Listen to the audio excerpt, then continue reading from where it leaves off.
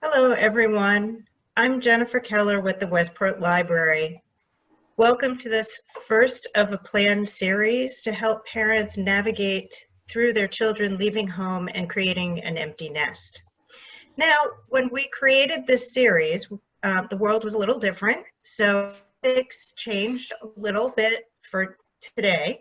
So today we will focus on getting your child ready to leave home, what you can do to help them through that process. I hope that you'll check the Westport Library website for other information on other topics and discussing empty nesting with author Kim Seeley Brown in the future. That hasn't been totally scheduled yet, so just keep watch. And if Kevin is ready now, I'd like to pass the screen and the microphone to Kevin Godburn, the Youth Services Program Director of Tokay Hall and a driving force behind Westport Together. Thank you, Jennifer. And thank you, welcome, and thank you, everybody. We invite you to please join us online at westporttogether.org and follow us at Westport Together on both Facebook and Instagram. We continue to update each with helpful resources, information, and other webinars. And also, please watch for some upcoming article discussions next month as a continuation as part of our popular How to Raise an Adult program. We're going to try and broadcast this over the Westport Together and Library Facebook pages today, but we're also recording, and hopefully in the next day or two, we'll be able to post it up to the Westport Together site and get it out. So without much further ado, we're excited to be able to offer this program. As Jennifer said, it was originally scheduled to be live and in person, but we're happy to be able to do this online, virtually through Zoom, and we're thrilled to have some great panelists with us today.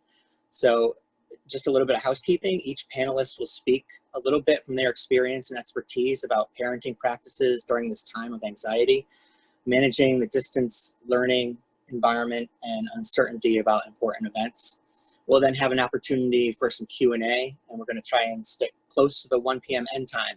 So if you have a question that doesn't get answered, or if you have something that may be specific to your situation, we'll share their contact information with everybody so you can reach out afterwards. So it's now my pleasure to introduce our panelists today. We have with us here Deb Slocum, counselor from Staples High School, Karen Krupnik, LPC from Positive Directions, the Center for Prevention and Counseling, and Dr. Valerie Babich, coordinator of psych services for Westport Public Schools. So now I'll go ahead and I'll turn it over to our panel. Thanks, Kevin. I'm Karen. To begin, I'd like to provide some context around what parents and teens may be experiencing, and then I'll talk about two key areas where parents can help teens right now. We're living in an uncertain time. We don't know when or if things will go back to the way they were before COVID. This uncertainty can lead to anxiety, and when we're anxious, we feel out of control. We're also feeling a sense of loss of social contact, work identity, control over our finances, loss of feeling safe and free. Some have even lost loved ones. It's not easy to be housebound, and it's incredibly hard if you need to go out to work. You may also be feeling angry, bored, guilty that others have it worse, or even relieved that you can stay home instead of being on the front line. Feeling a wide range of sometimes conflicting emotions is, of course, totally normal. We humans are biologically primed with an adaptive response to danger, the stress response, or fight, flight, freeze. Each one of us is alive today because we had ancestors who were able to respond to danger and survive to pass on their genes. This stress response helped them focus on a threat, devise a plan to deal with it, and carry it out. Right now, we sense danger, but we don't have a way to address it. Many of us are walking around with an activated fight, flight, freeze response with nowhere to land. So we look for ways to gain control by things like stocking up on toilet paper or taking on all those self-improvement or house projects people post online. And how does this affect us? The underlying stress we feel can be debilitating and make living life a little harder. We might be more irritable or fatigued or just plain fragile. We're all trying to cope with the situation, maybe not in the healthiest ways, and that too is normal.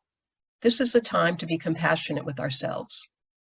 Whatever emotions adults are feeling, teens are likely to feel them more strongly.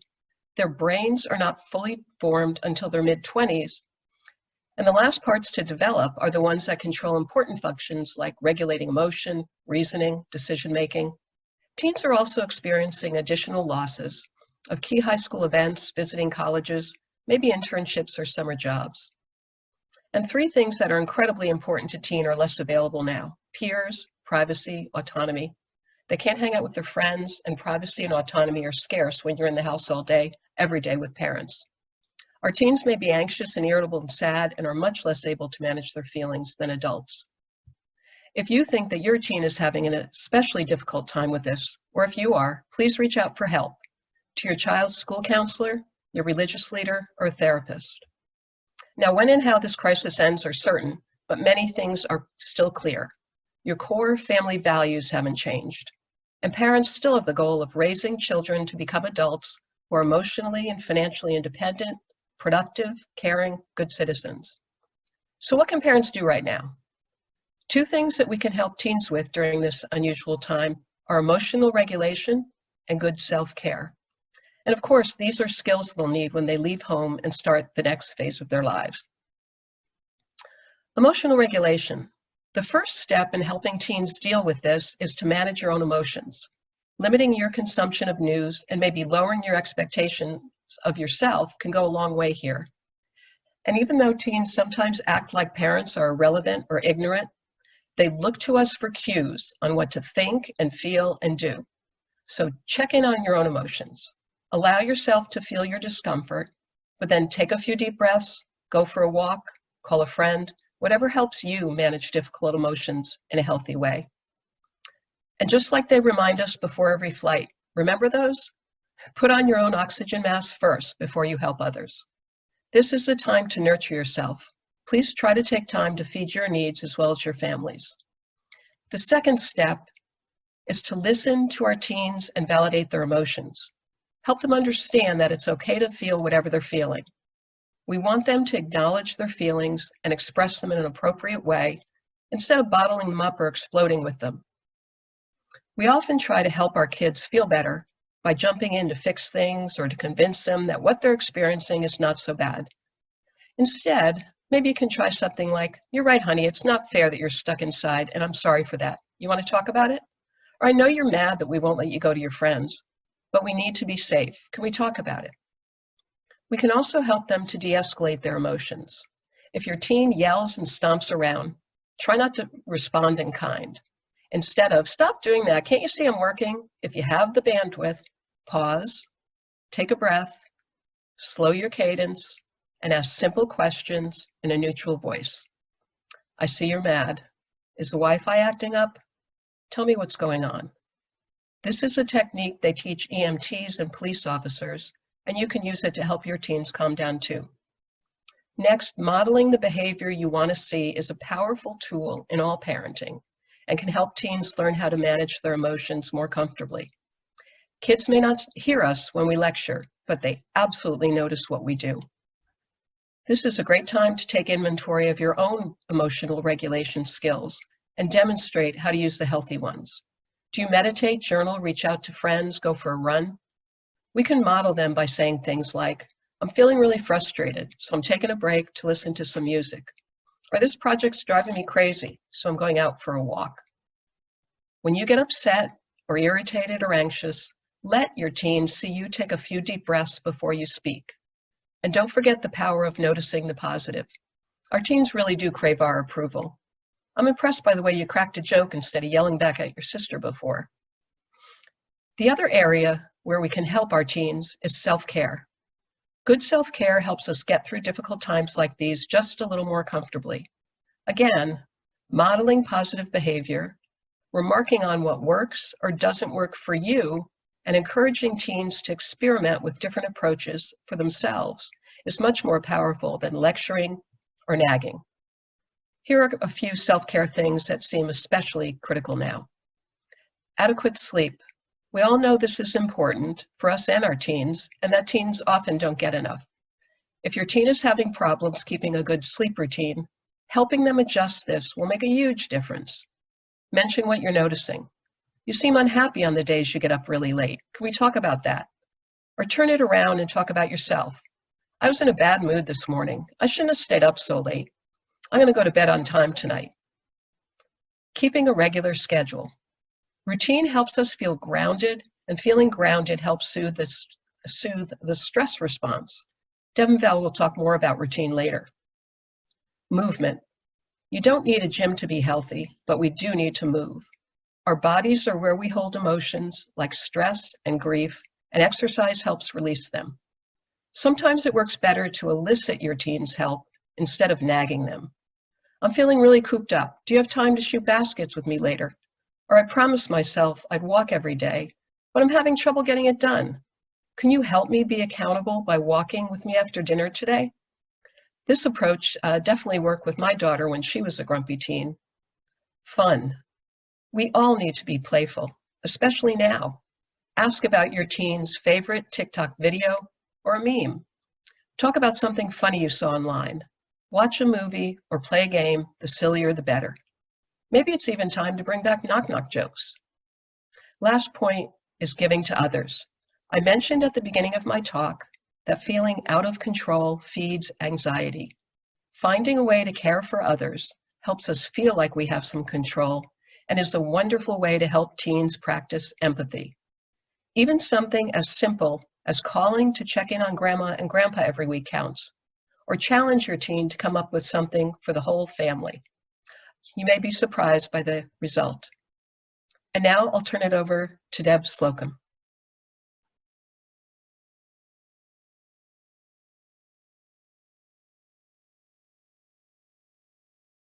Bear with me while I learn how to unmute. This is new to me. Building on what Karen has shared, let me lead with an acknowledgement that this uncertainty is impacting all of us in different ways, often subtle, and that distance learning, which the students are participating in now, requires big adjustments for students and parents alike. Underlying every suggestion I make in this talk is an understanding that emotional and physical well-being are the priority right now within the ethical boundaries of quarantine. One of the challenges facing parents with distance learning is that they can find themselves in a more authoritarian role with regard to school during an already challenging time. In short, all of this can be just hard for kids and hard for parents. Remind yourself regularly you are doing the best you can, and so are your kids. Resist the temptation to measure yourself against other parents who via social media seem to have the perfect household. Believe me, everyone is struggling one way or another. And as we all know, academics and planning for the future are already sources of anxiety and pressure in Fairfield County. Throw in the uncertainty of the coronavirus, and it's understandable why anxiety might be particularly high in juniors and seniors, as well as their parents. From my viewpoint as a school counselor, students are responding in a variety of ways to the expectations of distance learning. In addition, every household has its own pressures, including younger siblings who need support, parents trying to work from home, and responsibility for relatives. As a result, there's no one formula for this unique time. It's different for every family, even while we're all in this together. In terms of the student response to distance learning, some are comfortable with the model of limited teacher contact and paperwork expectations. For others, the reduction in personal contact with teachers and lack of classroom discussions is really demotivating. And while teachers are working very hard to create interesting assignments, by its nature, distance learning involves a lot of work packets. As Lisa Demore, the author speaker, commented, for students, virtual learning can sometimes feel like a dinner made up of all vegetables and no dessert. In addition, the newness of this model is wearing off. As adults who are coping with work or the nurturing of a whole household know, we can understand how a student's academic motivation might wane as time goes on and no final decisions have been made about the timing of the near future. So what is a parent to do or not to do? Even within this challenging context, as Karen previously described, routines lend themselves to a healthier approach. At the same time, stay realistic and know that we're talking about two teenagers, so no 2 days may be alike. And remind yourself regularly that this is a short, relatively short, and unusual period of time in their academic careers. So you start with who your child is as a student. Honestly consider their typical executive functioning, motivation level, and attention level before the pandemic even set in. Without the structure and routine of daily schools, any of these issues are likely to come more to the fore. Keep remembering that teens are not likely to be at their best during this time. They just need to do well enough. Honestly assess how the last few weeks have gone. If the bulk of the academic work is completed and your child has fallen into a relatively healthy routine and you haven't killed each other, you may want to consider that all is well. If, however, you've received feedback that your child is regularly not completing work, it may be time to consider where your child needs more support, with planning, with limitation of digital devices, or some hands-on help from teachers. If schedules and routines need to be reconsidered, more progress will be made if you problem solve with your teen rather than making demands. As Karen noted, a more authoritarian approach just makes most teens at this age very defensive. So while you're holding on to your core values, consider what you can let go of during this time. Unless a teen's voice is heard in the conversation, they're unlikely to cooperate. And the reality is, at this age, you cannot make them put a pen to paper or type answers into a keyboard.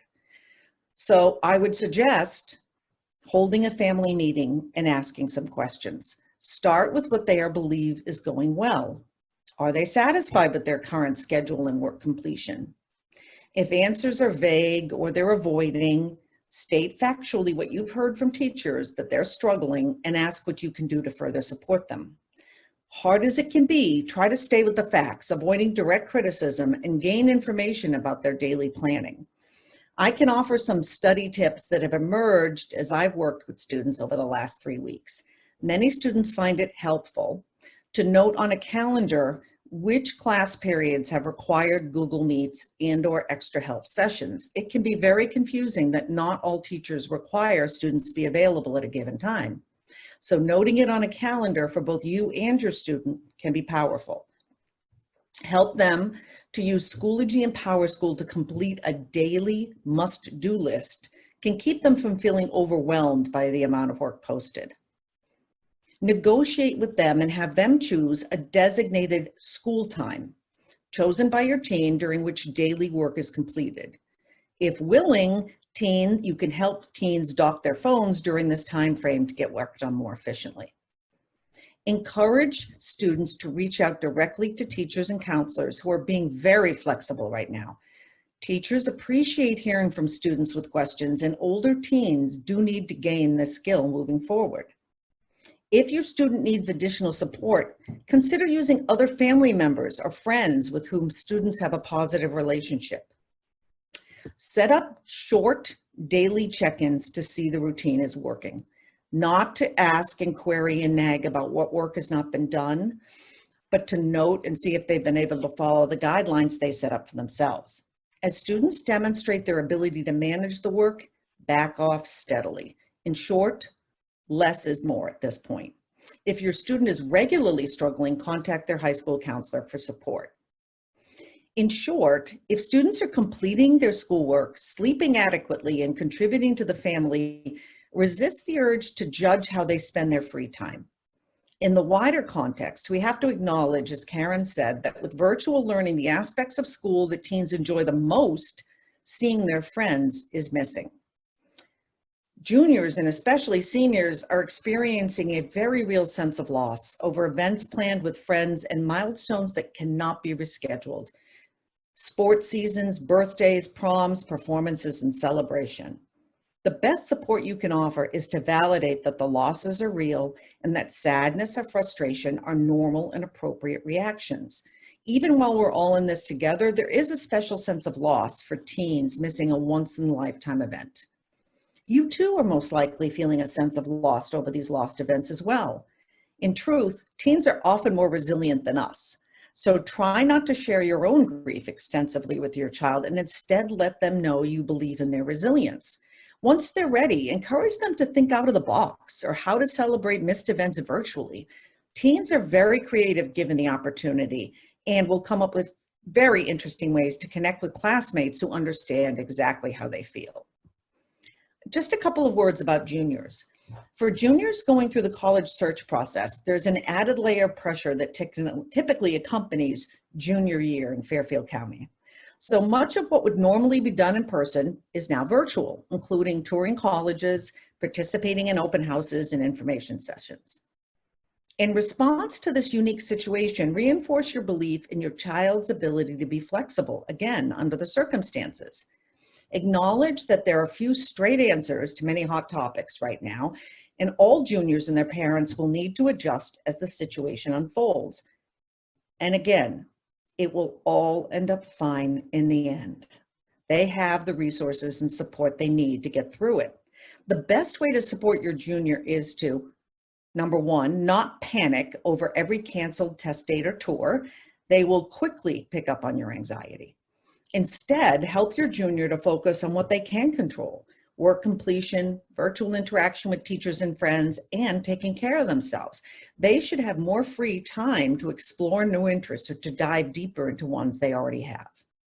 Set up a regular planning time with your junior, once a week or every other week, to stay organized and set out tasks to be completed. Try not to allow conversation about the college process to occur outside these meetings. The Staples High School Guidance Department has timelines and to-do lists on their website. Follow the Guidance Department sponsored Instagram, emails, and website to stay updated with the most recent information. Guidance is offering and advertising informative webinars offered to junior families from organizations that share up-to-date information and prioritize emotional well-being and balance. As we come into the summer, plans may be on hold due to the quarantine. In response, encourage your teen to do something they care about and rarely have time to explore in depth. Examples offered include playing an instrument, reading extensively, doing a free online class about a favorite hobby or topic, or volunteering virtually. In this situation, and in all situations to do with college admissions, there are no right answers. If something is not fulfilling or they're not enjoying it, let them try something else. It's a great time, maybe one of the only times they've had, with freedom to experiment. Continue to support your teen, again, in finding the right balance between planning for the future and staying emotionally and physically well, a long-term skill that is much more critical for their future than retaking any standardized test. Now, on to Val, who'll be speaking on preparing seniors for life after high school. Great. Thanks, Deb. So as I listen to Karen and Deb talking, I'm struck by the overlap in our comments today. I think some of the repetition reflects the important points that we're all trying to emphasize, but I think the other reason for this is that a lot of what we're talking about is just good parenting. It doesn't matter what the circumstances are. So how do you get your senior ready to launch and build independence when they can't even leave the house? Well, we can't do some of the things we might normally do as our teens approach graduation, maybe giving them more freedom, a later curfew, but there are still things we can do within the home. Many of you probably attended the Westport Together event at the library. We focused on the book How to Raise an Adult by Julie Lithcott-Hames. We watched her TED Talk and had a great discussion led by Tracy Masella. And as Kevin mentioned, there's going to be some follow-up events. And if you haven't had the chance to read the book or watch the TED Talk, I really encourage you to do so. There are lots of practical ideas about how to encourage independence in your child, and today I'm only going to have time to touch on a few. So as we're talking about getting our seniors ready to launch, it's important to keep in mind what Karen was talking about in terms of what teens are experiencing emotionally right now, and to view it through that lens. It's a time that we should be empathic towards our kids, especially in light of the losses for our seniors. But with all that in mind, they still need us to parent and help them move forward. And actually, they'll feel better if they're engaged and doing things and have clear, consistent expectations. So first on my list is to teach basic life skills. This is a great opportunity to teach your teens how to make a few simple meals, clean the house, do some laundry, go grocery shopping. You have the time now, so use it to teach these skills that they're going to need as they move on. The other benefit of doing these things, such as cooking and cleaning, is that they'll be contributing to your family life, and there's real value in that. When teens feel productive and they're helping others, it's actually a protective factor and can help them manage stress and build resilience. So while you may want to cut them some slack right now and let them just hang out, you'll actually be helping them by teaching them to do these chores and expecting them to contribute to family life. It's also a good time to work on time management skills.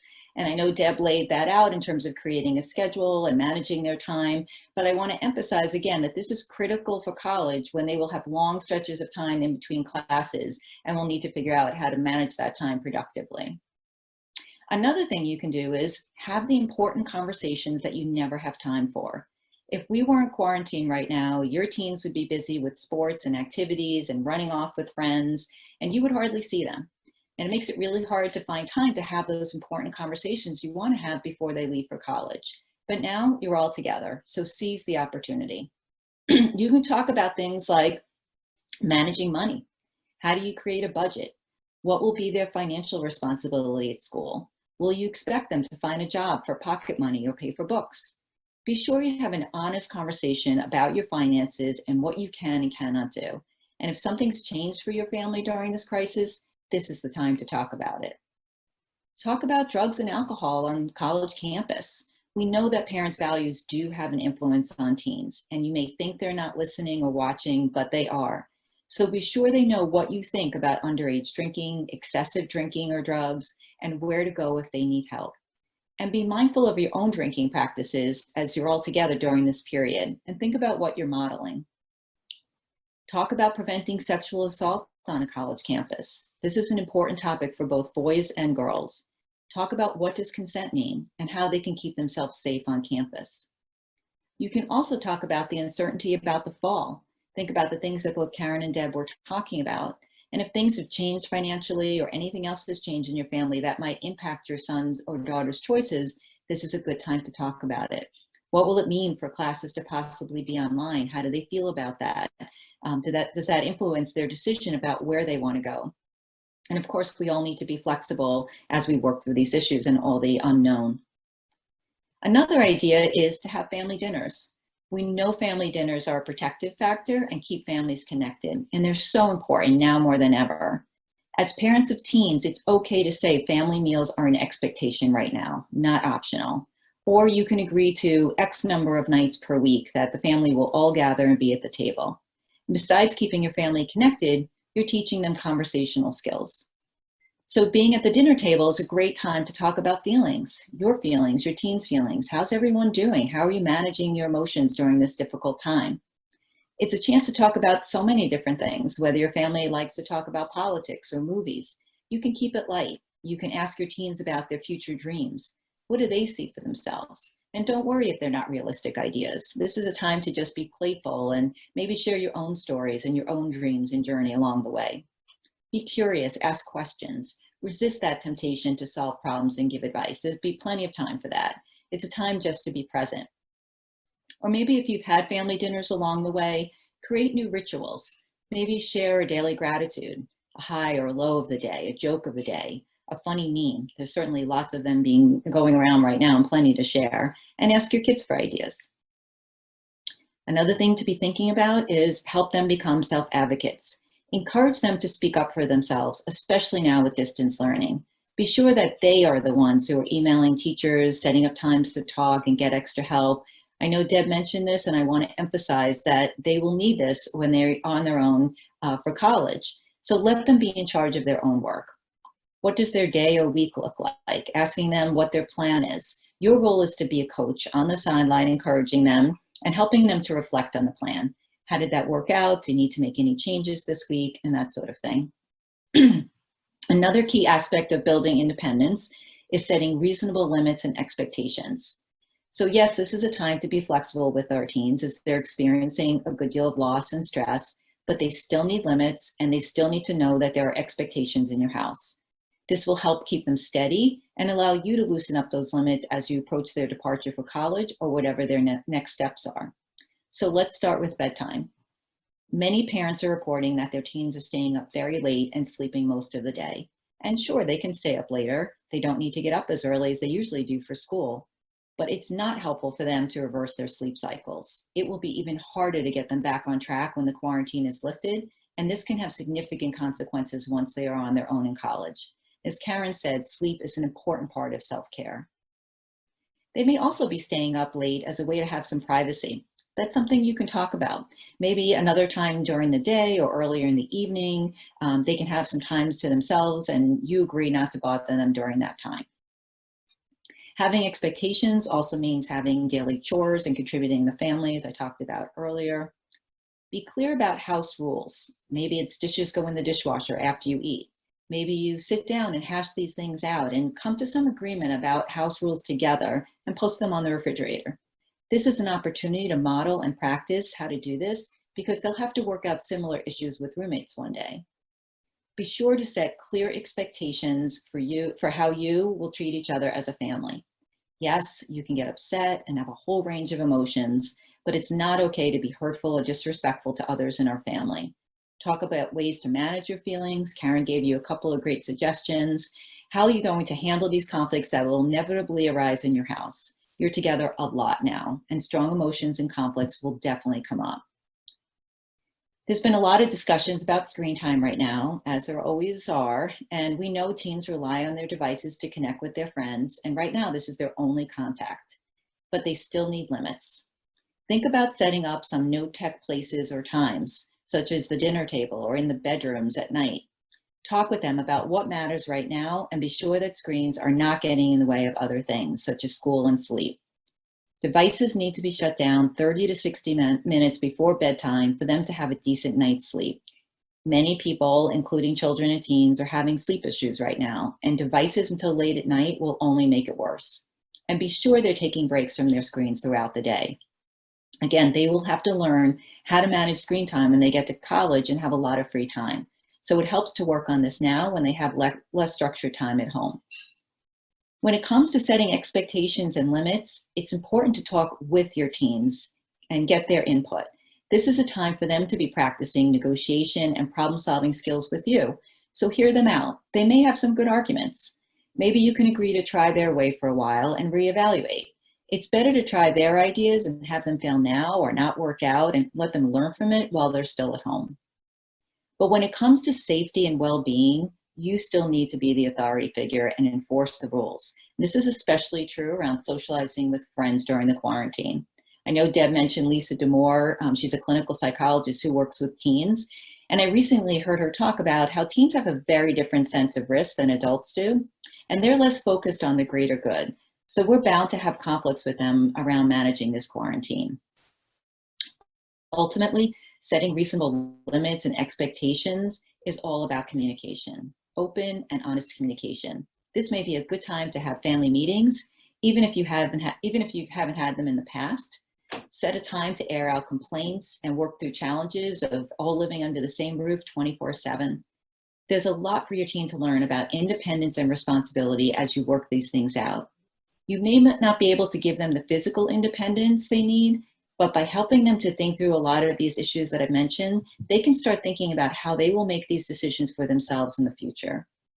So the important thing, the fact that you're all together right now really makes it easier to tackle these important developmental tasks as a family, or at the least give you an opportunity to do so.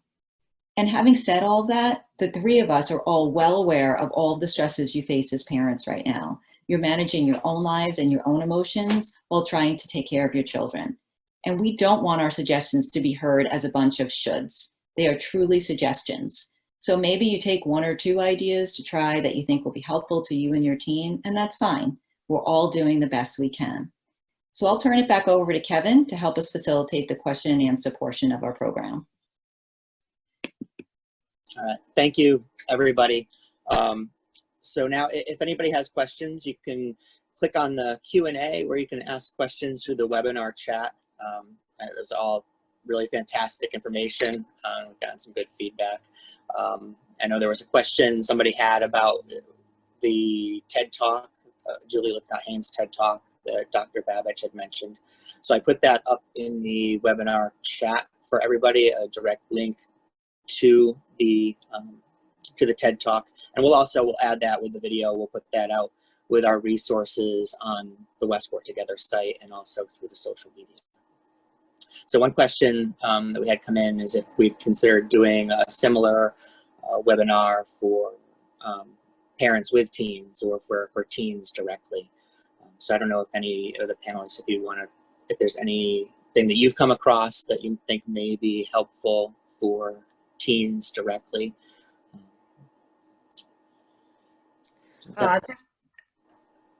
This is Deb. Deb Slocum, school counselor. The guidance department is putting together some short webinars that are geared specifically toward certain age groups, such as sophomores and juniors.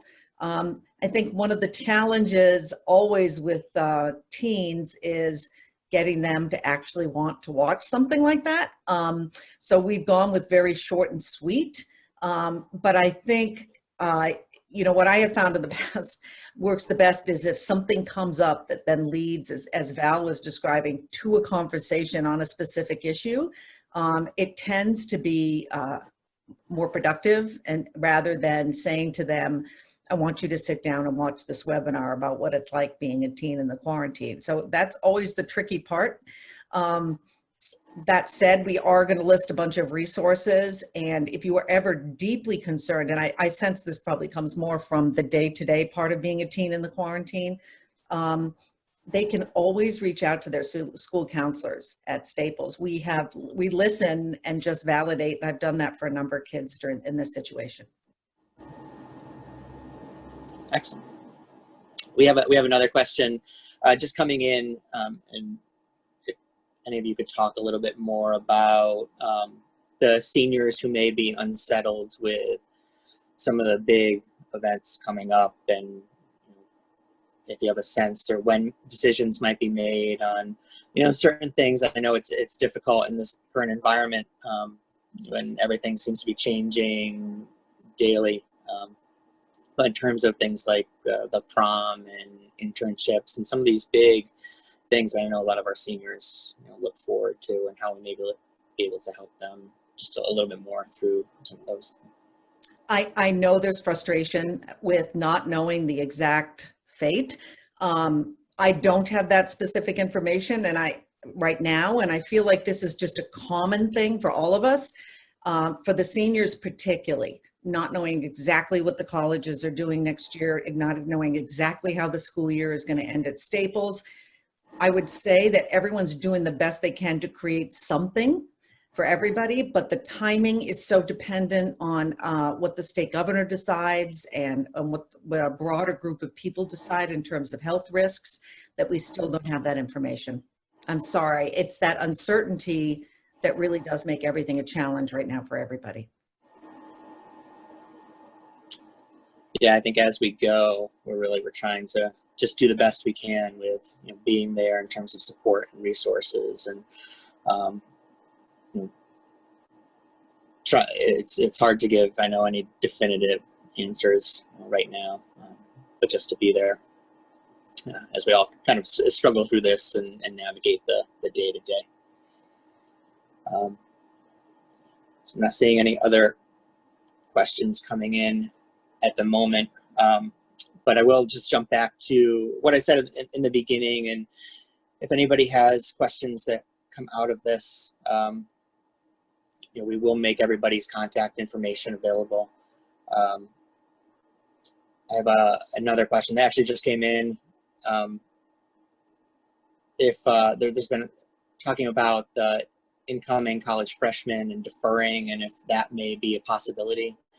And then I have another somewhat related question. If a senior is committed to an out-of-state school and they go online in the fall, will that be too late to apply for a local school?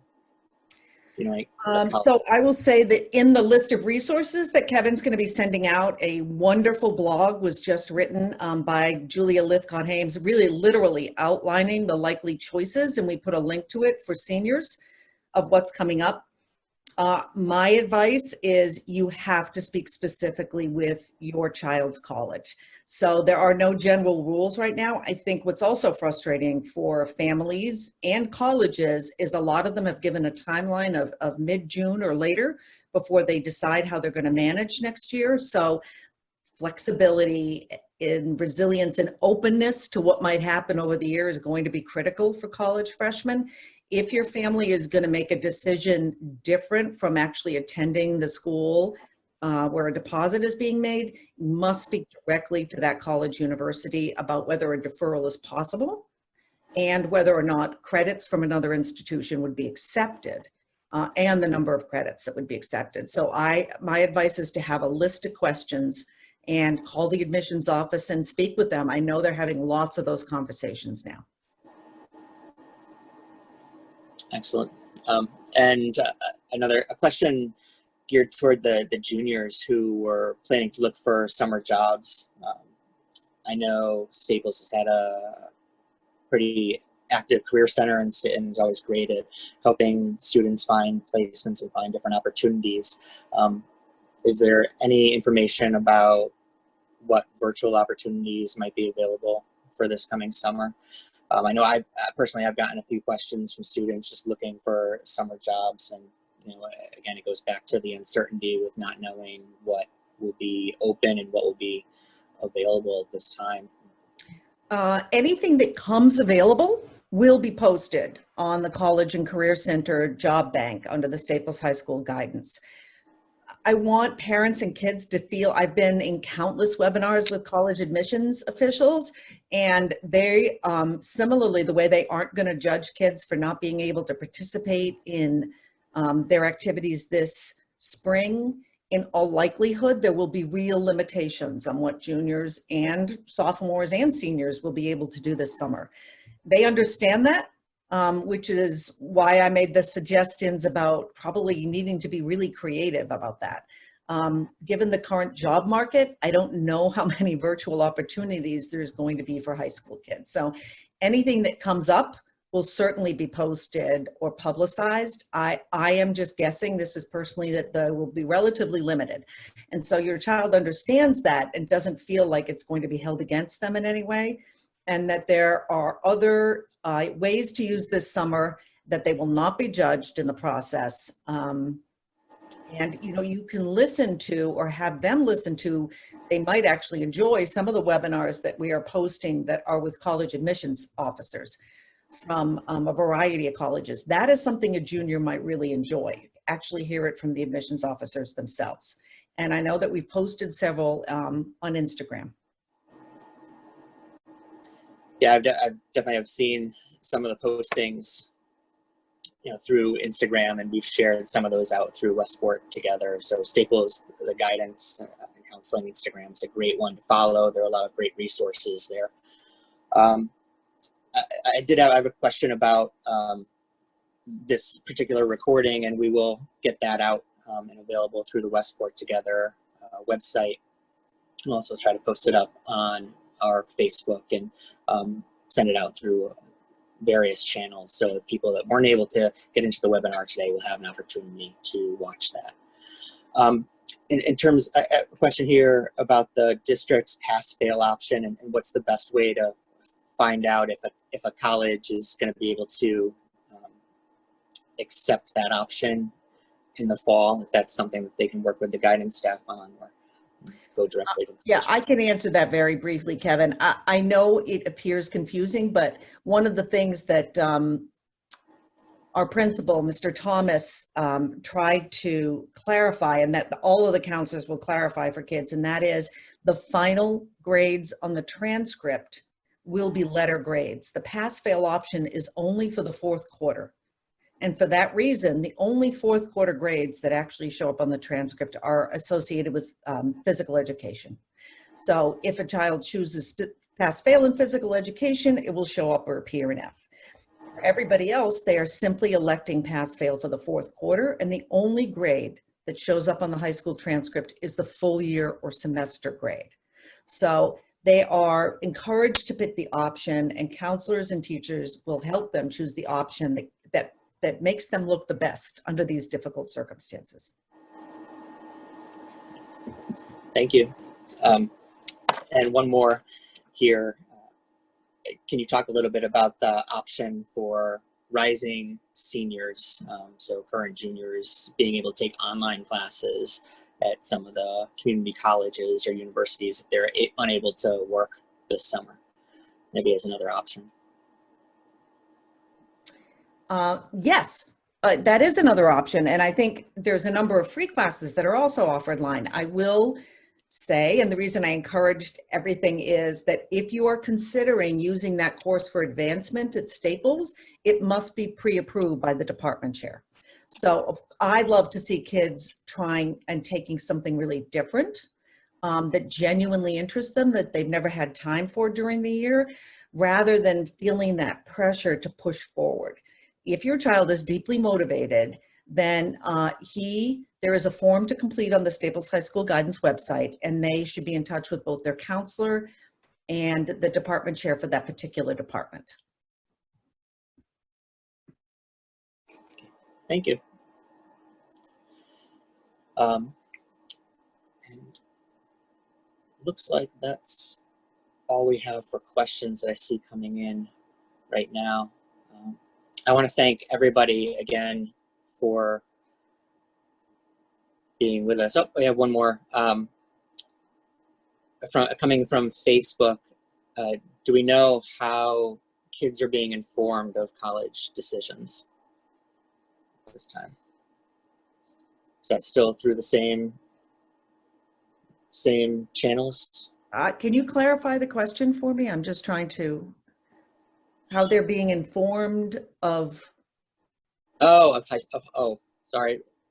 It's looks like it's how are kids being informed of high school decisions. So what's the best way for the kids to stay on top of the district and the decisions that are being made at the school level? We probably say this a million times.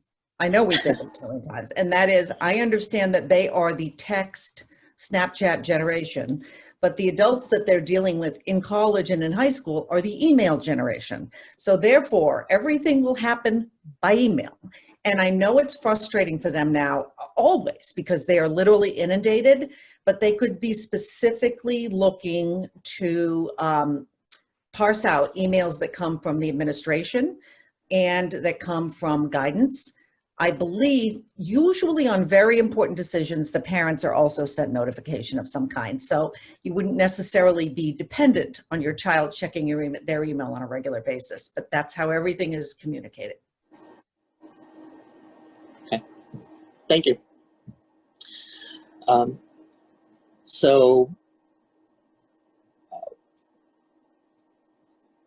Sorry, we have questions, some questions coming in. We have a question from Facebook. Are admins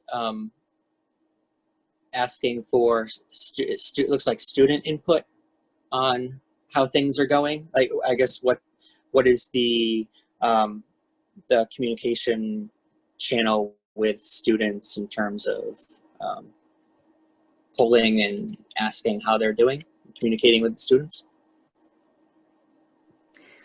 So are we speaking specifically? I think that the communication is largely occurring. It's student driven.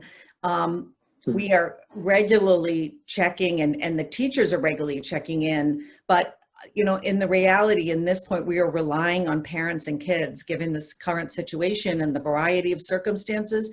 We're relying on them to step forward if they need additional support of any kind. And we are sending out class emails, as I noted before, and in all of them, we acknowledge that this is hard. We will have one going out to seniors very soon, acknowledging this is a difficult time and how much we miss them.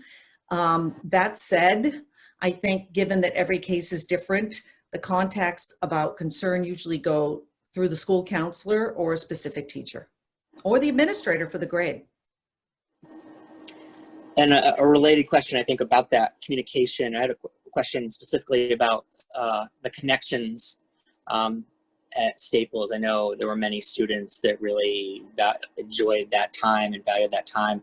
And is that being conducted in a virtual landscape, or is there for best way for them to engage through the connections series in some format. Again, in a recent email, and I know these emails are all packed and the specific details weren't shared, but there is a plan to reinvigorate the connections for a few weeks. The specifics have not been worked out. I think the parents understand even better than the kids that this whole virtual communication is new to us, and so we're learning a lot of technology along the way. I never even knew there was Zoom or Google Meet before this time.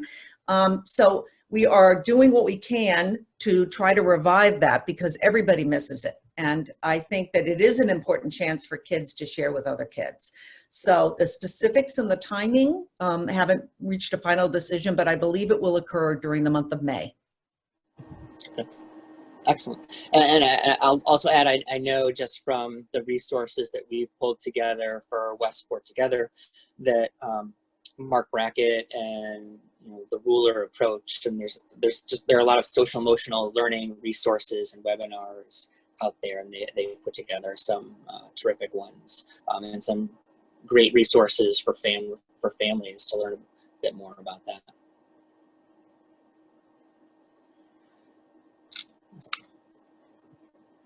So I think as we approach 1 o'clock, I'd like to thank each of our panelists again. Deb Slocum, Staples High School Guidance.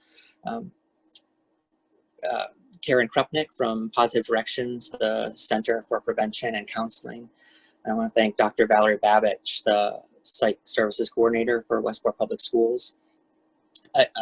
Again, please, for all of our attendees, thank you for being with us and for bearing with us. This is our first webinar, so we have some, so we had to get through some technical issues, but we want to also thank our partners at the Westport Public Library for helping put this series and this program together. We will, as I said, we recorded this. We'll be getting that up to the Westport Together website. We encourage you to please visit us there. Also sign up for our email list and follow us on our various social media channels, Facebook, Instagram, and at Westport Together on both. So thank you. And